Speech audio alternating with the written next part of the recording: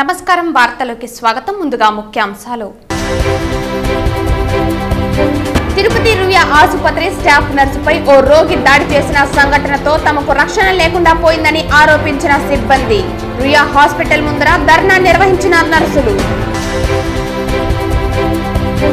ప్రజల సమస్యలకు పరిష్కార వేదికగా పబ్లిక్ గ్రీవెన్స్ రిడ్రెసల్ కార్యక్రమం. ప్రజా ఫిర్యాదుల పరిష్కారంలో అలసత్వం చేయకండి. సంబంధిత పోలీస్ అధికారులను ఆదేశించిన చిత్తూరు జిల్లా ఎస్పీ మణికంఠ చందోలు. వైఎస్ఆర్ జయంతి సందర్భంగా వైఎస్ రాజశేఖర రెడ్డి విగ్రహానికి నివాళులర్పించిన పుంగనూరు ఎమ్మెల్యే పెద్దిరెడ్డి రామచంద్రారెడ్డి మరియు తంబలపల్లి ఎమ్మెల్యే పెద్దిరెడ్డి ద్వారకానాథ్ రెడ్డి. కార్యక్రమంలో పాల్గొన్న వైఎస్ఆర్ కాంగ్రెస్ పార్టీ నాయకులు, కార్యకర్తలు. వార్తల్లోని వివరాలు. తిరుపతి జిల్లా కలెక్టరేట్ నందు ప్రజా సమస్యల పరిష్కార వేదికలో ప్రజల నుంచి తిరుపతి జిల్లా కలెక్టర్ వెంకటేశ్వర్ తదితరులు అర్జీలు తీసుకున్నారు. అనంతరం ప్రజా సమస్యల పరిష్కార వేదికకు సంబంధించి జిల్లా కలెక్టర్ మీడియాతో మాట్లాడారు. తిరుపతి జిల్లాలో మనకి ప్రతి సోమవారం ఉదయం పబ్లిక్ గ్రీవెన్స్ రిడ్రెసల్ సిస్టంలో భాగంగా కలెక్టరేట్లో మనము ప్రజల నుంచి ఫిర్యాదులందరినీ అందుకోవడం జరుగుతుంది.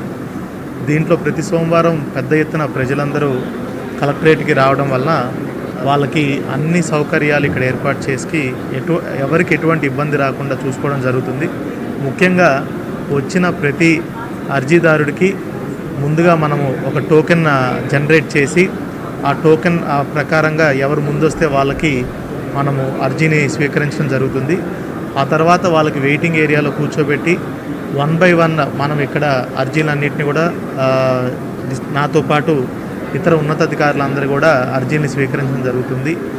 ఒకప్పట్లా కాకుండా ఇప్పుడు ప్రతి ఒక్క అర్జీదారుడికి మనము తగు ఇంపార్టెన్స్ ఇవ్వాలని ప్రభుత్వం నుంచి కూడా ఆదేశాలు ఉన్నాయి. అందుకనే అర్జీదారిని కూడా మనము కన్సర్న్ అధికారి ఎదురుగానే కూర్చోబెట్టి అర్జీని మనము సమస్యని మనం చదివి అదేవిధంగా ఆల్ డిస్ట్రిక్ట్ ఆఫీసర్సు ఇక్కడ కలెక్టరేట్ నుంచి అటెండ్ వీడియో కాన్ఫరెన్స్లో కూడా మనం తీసుకోవడం జరుగుతుంది.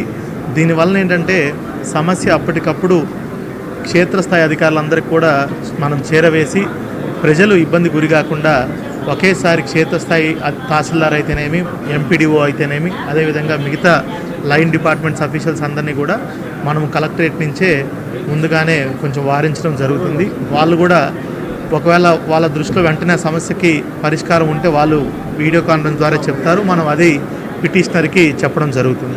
ఒకవేళ ఏదైనా ఇంకా టైం కావాల్సి ఉంటే మాత్రం డెఫినెట్గా టైం లైన్స్ 4 వారాలు అయితే 4 వారాలు, 2 వారాలు అయితే 2 వారాలు, మనకి ఏదైతే ప్రభుత్వం ఆదేశించినటువంటి స్టాండర్డ్ టైం లైన్స్లోనే సమస్యను పరిష్కారం చేసే విధంగా కూడా చర్యలు తీసుకుంటున్నాము. సో అన్ని విధాలుగా అర్జీల్ని స్వీకరించడం కానీ అదేవిధంగా ఇక్కడ పరిష్కారం చేయడానికి కానీ తిరుపతి జిల్లా యంత్రాంగం అంతా పూర్తిగా సన్నద్ధమైనదని మీకు తెలియజేస్తున్నాను. ఎవరికైనా ఎటువంటి సమస్యలు ఉన్నా కూడా ప్రతి సోమవారం ఖచ్చితంగా జిల్లా కలెక్టర్ వారి కార్యాలయానికి రావాల్సిందిగా కోరుతున్నాను. సోమవారం ఉదయం 10 గంటల నుంచి భోజనం సమయం వరకు కూడా మనకి ఈ పబ్లిక్ గ్రీవెన్స్ రిడ్రెసల్ సిస్టమ్ అనేది నడుస్తూ ఉంటుంది. Thank you. స్టాఫ్ నర్సుపై ఓ రోగి దాడి చేసిన సంఘటన ఆదివారం రాత్రి తిరుపతిలోని రుయా ఆసుపత్రిలో జరిగింది. మదనపల్లి మండలం రాజానగర్కి చెందిన దుర్గాప్రసాద్ విషం తాగడంతో 4 రోజుల కిందట కుటుంబీకులు రుయాకు తీసుకువచ్చారు. ఇక్కడ ఏఎంసీ వార్డులో చికిత్స పొందుతున్నారు. శనివారం నాటికి కోలుకున్న అతనికి రాత్రి అట్రాసిన్ అనే ఇంజెక్షన్ వేశారు. అప్పటి నుంచి మతిస్థిమితం కోల్పోయిన వ్యక్తిలా ప్రవర్తిస్తున్నాడు. ఈ క్రమంలో ఆదివారం రాత్రి ఇదే వార్డులోకి స్టాఫ్ నర్సు యశోద విధులకు హాజరయ్యారు. రోగులకు ఇంజెక్షన్లు వేసి తన కుర్చీలో కూర్చున్నారు. ఆ సమయంలో దుర్గాప్రసాద్ వెనుక నుంచి సెలైన్ పెట్టే ఐవీ స్టాండ్ తీసి తలపై బలంగా కుట్టాడు. ఆమెకు తీవ్ర గాయమైంది. గమనించిన సెక్యూరిటీ వచ్చి అతడిని పట్టుకుని పక్క గదిలోకి తీసుకువెళ్లారు. బాధితురాలికి వైద్యులు 8 కుట్లు వేయాల్సి వచ్చింది. విషయం తెలుసుకున్న సూపరింటెండెంట్ రవిప్రభు వచ్చి ఘటనపై విచారణ చేపట్టారు. తొలుత వెస్ట్ పోలీసులకు సమాచారం ఇచ్చినా రోగికి మతిస్థిమితం లేదనే కారణంతో ఫిర్యాదు చేయలేదు. అయితే ఈ విషయం బయటకు రానియకుండా అధికారులు ప్రయత్నాలు చేస్తున్నట్లు సమాచారం. కాగా ఇలాంటి ఘటనలు తరచూ జరుగుతున్నాయని, తమకు రక్షణ లేకుండా పోయిందని సిబ్బంది ఆరోపిస్తున్నారు. రుయా హాస్పిటల్ ముందర నర్సులు ధర్నా నిర్వహించారు. చాలా బాధాకరమైన విషయం. నిన్న ఒక స్టాఫ్ నర్సు తన బాధ్యతలో ఉద్యోగం చేస్తూ ఉన్నప్పుడు ఒక పాయిజన్ కేసు అతని కండిషన్ బాగాలేదని డాక్టర్లు చెప్తున్నారు, కానీ ఆయన కండిషన్ తగ్గట్టు ట్రీట్మెంట్ తీసుకోవడం లేదు. అతను 2 రోజుల నుంచి నేను చంపేస్తాను, మేము పొడి చేస్తానని చెప్పని రకరకాలుగా ఆడున్న నర్సుల పైన బెదిరిస్తూ ఉన్నా కూడా దానిపైన పూర్తిగా చర్యలు తీసుకోకుండా అతన్ని ఈరోజు బాధాకర విషయం, నేను ఐరన్ రాడ్తో ఏదైతే సెలైన్ రాడ్తో ఉందో ఆ రాడ్తో తల మీద కొట్టడం వల్ల అదృష్టం కొద్దీ ఆమె ఈరోజు ప్రాణాలతో బయటపడింది. ఇంకా కొంచెం డీప్గా వెళ్ళి కళ్ళుగా పగులుంటే ఆమె చనిపోయి ఉంటే చిన్న పిల్లలు, family, contract employ ₹1 benefit government నుంచి రాదు. వాళ్ళ ఫ్యామిలీ మొత్తం రోడ్డు మీద పడే పరిస్థితి భగవంతుడిని నిన్న కాపాడినారు. నిజంగా రోయ్ హాస్పిటల్లో ఏం జరుగుతుందంటే ఏదైనా సరే స్టాక్ తగ్గినా, ఫ్యాన్లు తిరగకపోయినా, పక్కన ఏదైనా చెత్తబడి ఉన్న మొత్తం స్టాఫ్ నర్స్ని బాధ్యత చేసుకొని వాళ్ళకే డేటా ఎంట్రీ ఆపరేటర్ పనులు ఇస్తున్నారు, వాళ్ళనే ఆరోగ్యశ్రీ చూడమంటున్నారు, వాళ్ళే ఈ హాస్పిటల్ చేయాలా, మొత్తం స్టాఫ్ నర్సులు తప్ప మిగతా వాళ్ళకి ఏంది మొత్తం అంతా వార్డుల పైన ఏదైనా సరే లాస్ట్ స్టేషన్స్ తీసుకుపోయినా వాళ్ళపైన బాధ్యతలు చేస్తున్నారు. వాళ్ళకి పూర్తిగా వాళ్ళకి స్వేచ్ఛనివ్వాలి. స్టాఫ్ నర్సులు బాధ్యతగా వాళ్ళ ఒక్క ఉద్యోగాన్ని వాళ్ళు చేసుకునే విధంగా ఉండాలి. నిన్న 7 గంటలకు ఇన్సిడెంట్ జరిగితే సూపరింటెండెంట్ గారు వచ్చి పరామర్శించి పోయినా సరే ఆమె కలిసిన ట్రీట్మెంట్ ఏ సీనియర్ డాక్టర్ ఇంతవరకు చూడకపోవడం అనేది బాధాకరం. నిన్న యశోద అనే అమ్మాయిని ఎమర్జెన్సీ వార్డులో ఒకే సిస్టర్ ఉండేదానివల్ల ఆ అమ్మాయిని ఒక పేషెంటు పాయిజన్ తీసుకున్న పేషెంటే ఆ అబ్బాయి ఇన్కోహరెంట్గా ఉండి ఆ అమ్మాయి వర్క్ చేసుకునే అమ్మాయిని పెద్ద సలైన్ స్టాండ్తో కొట్టడం జరిగింది. ఆ అమ్మాయి దేవుడి ధర్మాన బయటపడింది. ఒకవేళ ఆ అమ్మాయి ఏమైనా సీరియస్ అయ్యి వాళ్ళ ఫ్యామిలీ రోడ్డు మీద పడి ఉంటుంది. ముఖ్యంగా మేమేం చెప్తున్నామంటే వాళ్ళని అందరినీ కాదు, రేపు మాకు కూడా రెగ్యులర్స్ కాడ జరగచ్చు, కానీ సెక్యూరిటీ అనేది కావాలి. ఎమర్జెన్సీ వార్డులో టెక్నీషియన్స్ ఉన్నారు, కానీ మార్నింగ్ డ్యూటీ చేస్తున్నారు. ప్రతి ఒక్క దానికి క్యాజువాలిటీలో టెక్నీషియన్స్, ఈసీజీ టెక్నీషియన్స్ ఉన్నారు, అనస్థీషియా టెక్నీషియన్స్ ఉన్నారు, అన్ని ఫిబ్రిలేటర్స్కి, వెంటిలేటర్స్కి టెక్నీషియన్స్ ఉన్నారు. కానీ ఏఎంసీలో ఈవినింగ్ డ్యూటీలు ఎవరు చేయడం లేదు. ఏఎంసీ అనేది అక్యూట్ మెడికల్ కేర్లో తప్పకుండా technicians 24 hours around the clock సిస్టర్లతో పాటు ఉండాలని మేము డిమాండ్ చేస్తున్నాము. ప్రజా ఫిర్యాదుల పరిష్కార కార్యక్రమానికి వచ్చిన ఫిర్యాదులన్నిటిపై చట్ట ప్రకారం విచారణ జరిపి నిర్దేశించిన గడువులోగా ఫిర్యాదుదారుల సమస్యలను త్వరితగతిన పరిష్కరించాలని సంబంధిత పోలీసు అధికారులను చిత్తూరు జిల్లా ఎస్పీ మణికంఠ చందోలు ఆదేశించారు. జిల్లా నలుమూల నుంచి వచ్చిన ప్రజలు నేరుగా ఎస్పీని, అడిషనల్ ఎస్పీ అడ్మిన్ ఆరిఫుల్లాని మరియు దిశ డీఎస్పీ సుధాకర్ రెడ్డిని కలిసి తమ సమస్యలను విన్నవించుకున్నారు. ఈ ఫిర్యాదులకు స్పందిస్తూ త్వరితగతిన విచారణ జరిపి ఫిర్యాదుదారులకి న్యాయం చేయాలని సంబంధిత అధికారులను ఆదేశించారు. ఈ కార్యక్రమంలో మొత్తం 39 ఫిర్యాదులు అందాయి. కుటుంబ తగాదాలు 3, వేధింపులు 6, డబ్బు తగాదాలు 11, భూ తగాదాలు 14, ఆస్తి తగాదాలు 5. స్పందన కార్యక్రమం అనంతరం 2014వ సంవత్సరంలో మైనర్ బాలికపై జరిగిన అత్యాచార సంఘటనలో ముద్దాయికి 24 సంవత్సరాలు జైలు శిక్ష పోరుటకు కృషి చేసిన court monitoring cell ASI Bhaktavatsalam, court constable Srimati Renuka మరియు గుడిపల్లి కానిస్టేబుల్ సోమశేఖర్కి జిల్లా ఎస్పీ సర్టిఫికేట్స్ ప్రదానం చేసి ప్రత్యేకంగా అభినందించారు. వైఎస్ఆర్ జయంతి సందర్భంగా వైఎస్ రాజశేఖర రెడ్డి విగ్రహానికి పొంగనూరు ఎమ్మెల్యే పెద్దిరెడ్డి రామచంద్రారెడ్డి, తమ్మలపల్లి ఎమ్మెల్యే పెద్దిరెడ్డి ద్వారకానాథ్ రెడ్డి నివాళులర్పించారు. ఈ కార్యక్రమంలో వైఎస్ఆర్ కాంగ్రెస్ పార్టీ నాయకులు, కార్యకర్తలు పాల్గొన్నారు.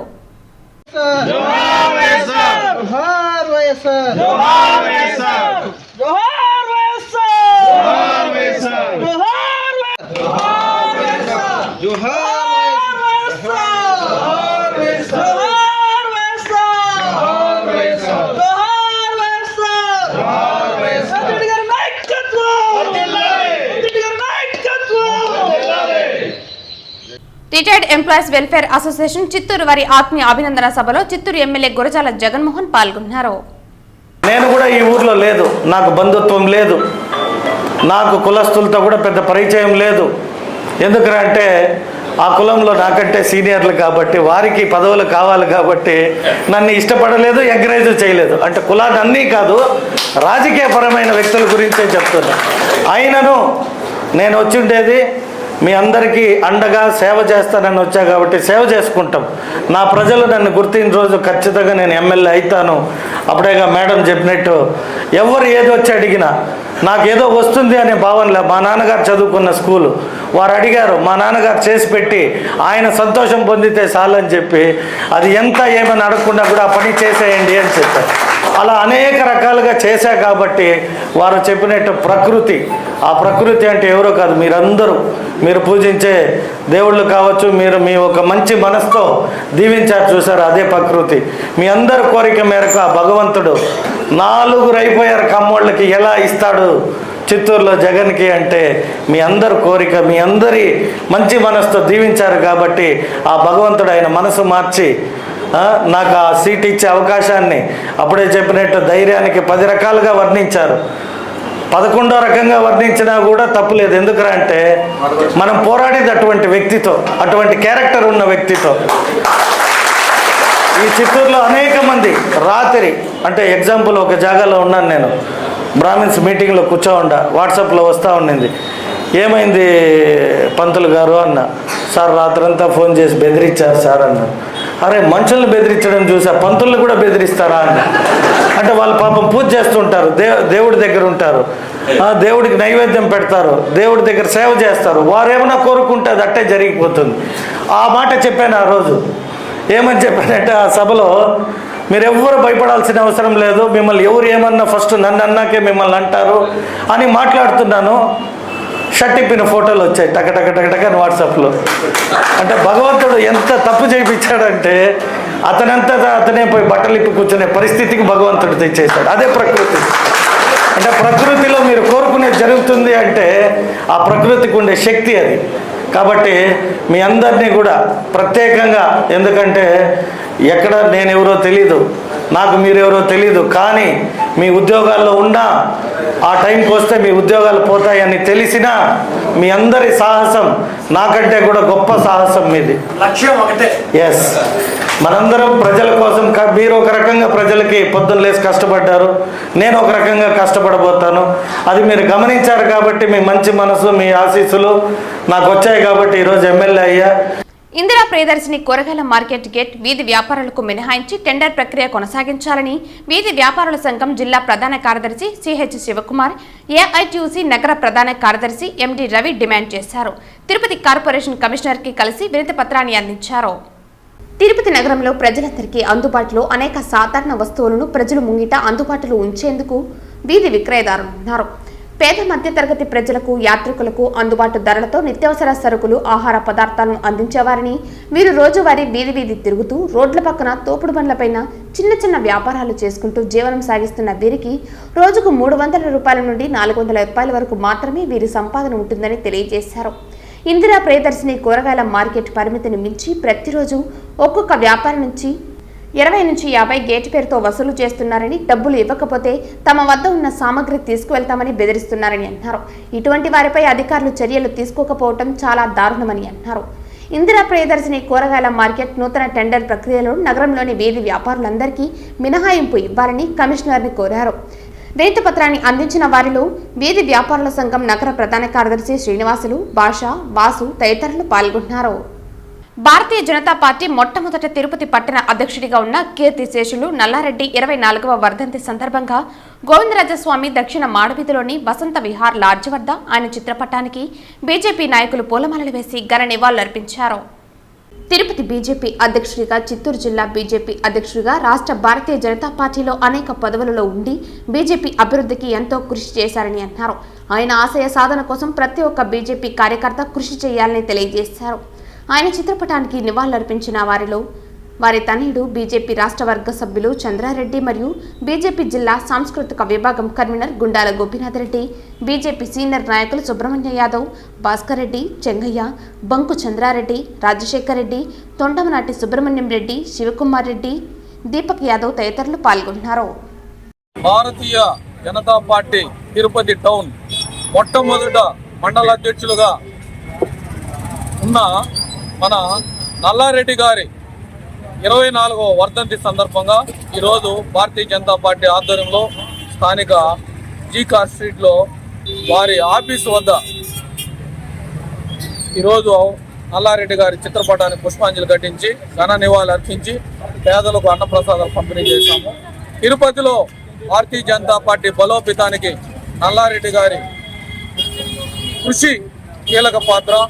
ఈరోజు ఆయన ఆశయాలకు అనుగుణంగా భారతీయ జనతా పార్టీ కార్యకర్త, నాయకులు ప్రతి ఒక్కరూ పనిచేసి భారతీయ జనతా పార్టీ బలోపేతానికి కృషి చేయాలని ఈరోజు నల్లారెడ్డి గారి వర్ధంతి సందర్భంగా ఆయన స్మరించుకుంటూ ఆయన ఘన నివాళులర్పిస్తున్నారు. నల్లారెడ్డి గారు తిరుపతిలో ఒక ప్రముఖ వ్యాపారవేత్త.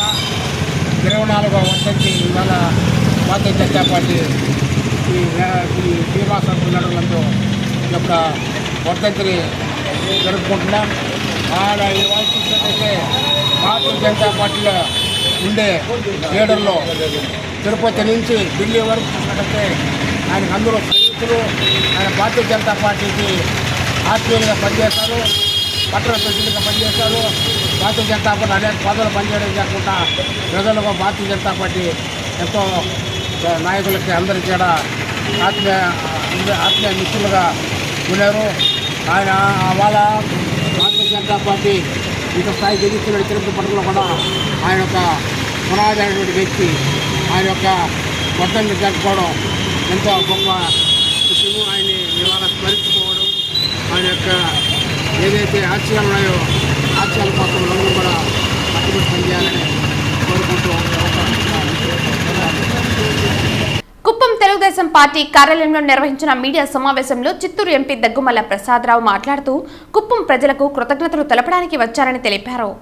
చిత్తూరులోని తన కార్యాలయంలో హెల్ప్ డెస్క్ ఏర్పాటు చేస్తున్నామని, తన దృష్టికి వచ్చిన సమస్యలను పరిష్కరించడానికి అన్ని విధాలా చర్యలు తీసుకుంటామన్నారు. కొత్త వ్యక్తి అయిన నాకు సీటు ఇచ్చి గెలుపులో అన్ని విధాలా నాకు సీఎం చంద్రబాబు సపోర్ట్ చేశారని సీఎం చంద్రబాబుకి కృతజ్ఞతలు తెలియజేశారు.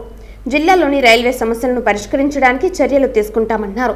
రాష్ట్ర ఆర్థిక పరిస్థితి చాలా దారుణంగా ఉందని, చెగురుగుంట గోల్డ్ మైన్స్ గురించి సీఎం చంద్రబాబు దృష్టికి తీసుకువెళ్తామన్నారు. చిత్తూరులో నా ఆఫీస్లో హెల్ప్ డెస్క్ కూడా ఓపెన్ చేస్తున్నాం. దాన్నే సర్వీస్ సెంటర్ అనొచ్చు. 2 మనుషులను కూడా పెడుతున్నాం. మెయిల్ ఐడి క్రియేట్ చేసి అందరికి మెయిల్ అడ్రస్ ఇస్తాం. ఎవరున్నా సమస్యలు సెంట్రల్ స్కీమ్కి సంబంధించి కానీ, ఎంప్లాయ్మెంట్ క్రియేషన్కి సంబంధించి కానీ, లేకపోతే ఇంకేదైనా నేను నా తరఫున సాల్వ్ చేయాల్సిందంటే అక్కడికి మెయిల్ పెట్టచ్చు. లేదా పర్సనల్గా కూడా వచ్చి అక్కడ ఎక్స్ప్లెయిన్ చేయొచ్చు. వాటన్నింటినీ అడ్రస్ చేస్తాను. నేను చేయగలిగిన నేను నెక్స్ట్ స్టేట్ లెవెల్లో మినిస్టర్స్ చేయగలిగిన మినిస్టర్, లేదా సెంట్రల్ స్కీమ్కి సంబంధించిన సెంట్రల్ మినిస్టర్స్తో దాన్ని పర్సూ చేస్తాం. సో అందుకని వీళ్ళందరూ కూడా మరి ఒకసారి కృతజ్ఞత చెప్పడానికి వచ్చాం. సో చాలా సంతోషంగా అందరూ పార్టిసిపేట్ చేశారు. Thank you very much. మీరు ఏమైనా అడిగేది ఉంటే చెప్తాను. చంద్రబాబు నాయుడు గారిని చాలా కృతజ్ఞత చెప్పాల్సిన అవసరం ఉంది. అది ఎలక్షన్ ముందు మమ్మల్ని ఎంత సపోర్ట్ చేశారో మీ అందరికీ తెలుసు. ఒక కొత్త వ్యక్తికి ఇక్కడ సీట్ ఇవ్వడమే కాకుండా బాగా సపోర్ట్ చేసి గెలుపుకి కారణమయ్యారు. అలాగే ఇప్పుడు సీఎం అయిన తర్వాత సీఎం గారు ఏ విధమైన లీడర్షిప్లో ఉంటుందో దాంట్లో ఎంపీస్ కూడా అవకాశం కల్పించి మాట్లాడటానికి అవకాశం కల్పిస్తున్నారు. సో ఎంత చూస్తుంటే సీఎం గారు ఎంత బ్రాడ్గా ఆలోచిస్తున్నారు. ఈ రాష్ట్ర సమస్యలు, మన చిత్తూరు సమస్యలు, మన ముఖ్యంగా చిత్తూరుకు సంబంధించి నేను ఏది అడిగినా యూనివర్సిటీ కానీ, తర్వాత ఎడ్యుకేషన్కి సంబంధించి కానీ, స్కూల్స్, తర్వాత మన డ్రైనేజ్ సమస్యలు ఏ ఇచ్చినా కూడా చేసేద్దామని అంటున్నాను. నేను కూడా నా ఎంపీ లాడ్స్కి సంబంధించినవన్నీ ఈ చిన్న సమస్యలని దానిలో నుంచి తెలుస్తాం. ఇంకేదైనా ఈ దాటి వెళ్ళిపోతే సీఎం గారి దృష్టికి తీసుకెళ్తాం, తర్వాత కన్సర్న్ మినిస్టర్ దృష్టికి తీసుకెళ్తాం. అక్కడ కూడా వీరు కానీ ఏమైనా ఫండింగ్ సమస్యలు వస్తే సెంట్రల్ స్కీమ్ అయితే సెంట్రల్ మినిస్టర్తో కూడా దాన్ని అక్కడ ఉన్న అడిషనల్ సెక్రటరీస్ సెక్రటరీస్తో లైజన్ చేసి వాటిని తీసుకొచ్చే ప్రయత్నం చేస్తాం. ఈ సందర్భంగా మరొకసారి సీఎం గారికి కృతజ్ఞత చెప్తున్నాను. సో ఆయన ఇచ్చిన ఈ అవకాశాన్ని మేము ఖచ్చితంగా వినియోగించుకొని ఆయన నమ్మకాన్ని మేము నిలబడతామని మేమందరం కూడా హామీ ఇస్తాం. రాష్ట్రంలో ప్రభుత్వ ఆసుపత్రుల్లో పనిచేస్తున్న వైద్యులకు, కాంట్రాక్ట్ నర్సులకు, సిబ్బందికి భద్రత కరువైందని చంద్రగిరి ప్రభుత్వ ఆసుపత్రి సూపరింటెండెంట్ డాక్టర్ అరుణ ఆవేదన వ్యక్తం చేశారు. రాష్ట్ర ప్రభుత్వం వారికి ఉద్యోగ భద్రత, ప్రాణరక్షణ కల్పించాలని డిమాండ్ చేశారు. తిరుపతి ప్రభుత్వ రుయా ఆసుపత్రిలో ఆదివారం రాత్రి కాంట్రాక్ట్ నర్సుపై మానసిక రోగి ఐవీ స్టాండ్తో దాడి చేసి గాయపరిచాడు.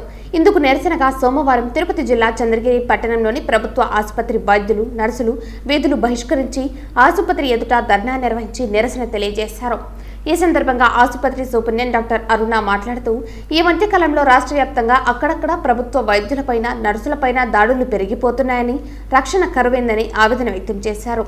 రియో ఆసుపత్రిలో కాంటాక్ట్ స్టాఫ్ నర్సుపై మానసిక రోగి దాడి చేసి తీవ్రంగా గాయపరచడం విచారకరమన్నారు. రాష్ట్ర ప్రభుత్వం అధికారులు వెంటనే స్పందించి ఇలాంటి ఘటనలు పునరావృతం కాకుండా చర్యలు తీసుకోవాలని కోరారు. అదేవిధంగా ఉద్యోగ భద్రతతో పాటు ప్రాణరక్షణ కూడా కల్పించాలని డిమాండ్ చేశారు. ఈ కార్యక్రమంలో చంద్రగిరి ప్రభుత్వ ఆసుపత్రి వైద్యులు, నర్సులు, సిబ్బంది పాల్గొన్నారు.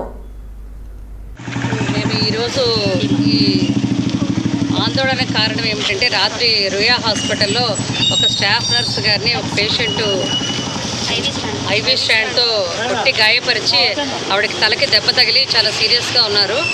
ఈ ఘటన దానికి మేము అందరం కూడా ఖండిస్తున్నాము. ఎందుకంటే డ్యూటీలో ఉన్న ఒక స్టాఫ్ నర్స్ గారిని ఇలా కొట్టి ఆవిడ ప్రాణాపాయ స్థితికి వచ్చేంత వరకు చేశారు. ఈ ఘటనకి పునరావృతం కాకుండా మాకు భద్రత కల్పించాల్సిందిగా కోరుతున్నాము. ఈ సంఘటన గురించి మేమందరం ఇలా ఆందోళన చేసి ఆవిడ కాంట్రాక్ట్ స్టాఫ్ గారిని ఆవిడ కూడా రెగ్యులరైజ్ చేయాలి. ఆ స్టాఫ్ అనే కాదు, అందరూ కాంట్రాక్ట్ స్టాఫ్ అందరూ కూడా రెగ్యులైజ్ చేయవలసిందిగా కోరుతున్నాం. మీరు ఒక స్టాఫ్ 12 నుంచి కాంట్రాక్ట్లో వర్క్ చేస్తున్నాను. చంద్రగిరి హాస్పిటల్ ఉంది. 2018 నుంచి వర్క్ చేస్తున్నాను. మేమంతా రెగ్యులర్ పోస్టులు, వేకెంట్ పోస్టులని కాంట్రాక్ట్ బేసిస్లో వర్క్ చేస్తున్నాము. మాకు ఎటువంటి బెనిఫిట్స్ లేవండి. ఈఎల్స్ కానీ, మెడికల్ లీవ్స్ కానీ, ఘటనలు ఏవైనా జరిగినప్పుడు మాకు లాస్ ఆఫ్ పే కిందనే మేము లీవ్స్ తీసుకోవాల్సి ఉంటుంది. అది కూడా మళ్ళీ మా సర్వీస్ కూడా బ్రేక్ అవుతుంది ఎన్ని రోజులు లీవ్ తీసుకుంటే అన్ని రోజులు. కాబట్టి ప్రతి సంవత్సరము 2011లో రెగ్యులర్ పోస్టు రిలీజ్ చేశారండి. అప్పటి నుంచి ఇప్పటి వరకు ప్రతి సంవత్సరము కాంట్రాక్ట్లోనే తీస్తున్నారు కానీ రెగ్యులర్ పోస్ట్ అనేటివి రిలీజ్ చేయలేదండి. మా సర్వీస్ కూడా అయిపోతుంది, మాకు ఏజ్ కూడా దాటిపోతుంది. కాబట్టి ప్రతి సంవత్సరము రెగ్యులర్ పోస్టు రిలీజ్ చేయాలి.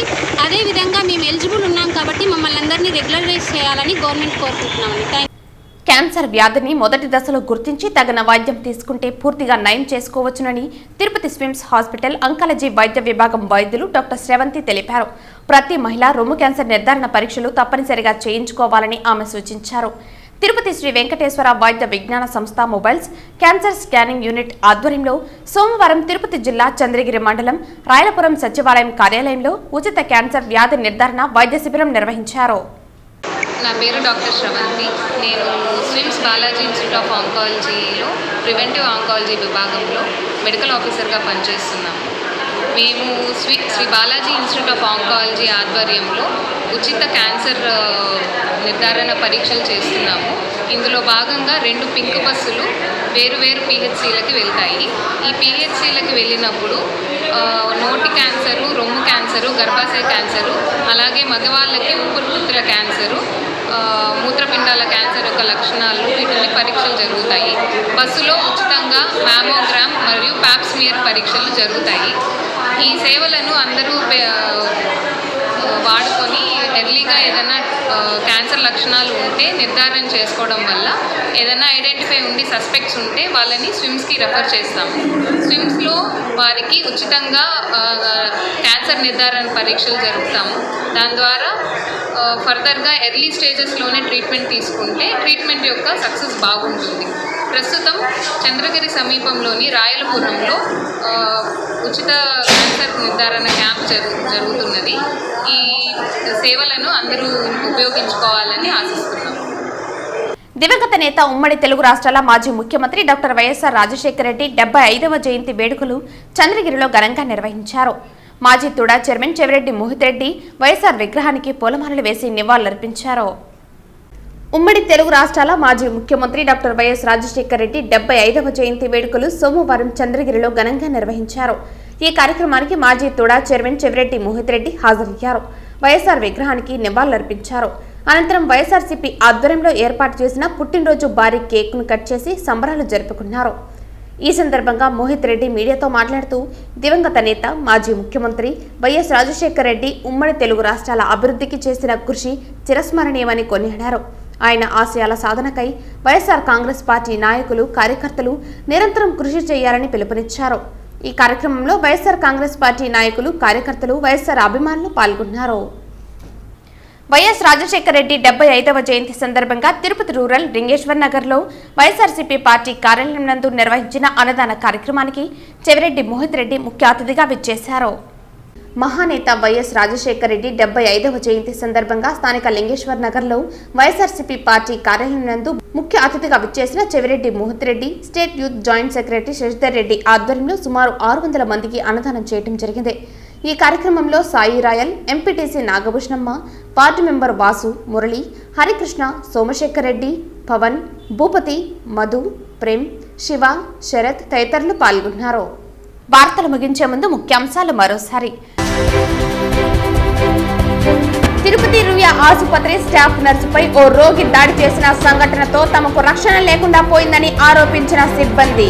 రుయా హాస్పిటల్ ముందర ధర్నా నిర్వహించిన నర్సులు.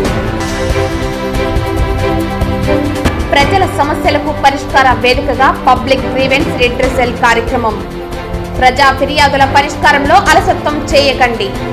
సంబంధిత పోలీసు అధికారులను ఆదేశించిన చిత్తూరు జిల్లా ఎస్పీ మణికంఠ చందోలు. వైఎస్ఆర్ జయంతి సందర్భంగా వైఎస్ రాజశేఖర రెడ్డి విగ్రహానికి నివాళులర్పించిన పుంగనూరు ఎమ్మెల్యే పెద్దిరెడ్డి రామచంద్రారెడ్డి మరియు తంబలపల్లి ఎమ్మెల్యే పెద్దిరెడ్డి ద్వారకానాథ్ రెడ్డి. కార్యక్రమంలో పాల్గొన్న వైఎస్ఆర్ కాంగ్రెస్ పార్టీ నాయకులు, కార్యకర్తలు. ఈ వార్తలు ఇంతటితో సమాప్తం. తిరిగి వార్తల్లో మళ్ళీ కలుద్దాం. అంతవరకు సెలవు. నమస్కారం.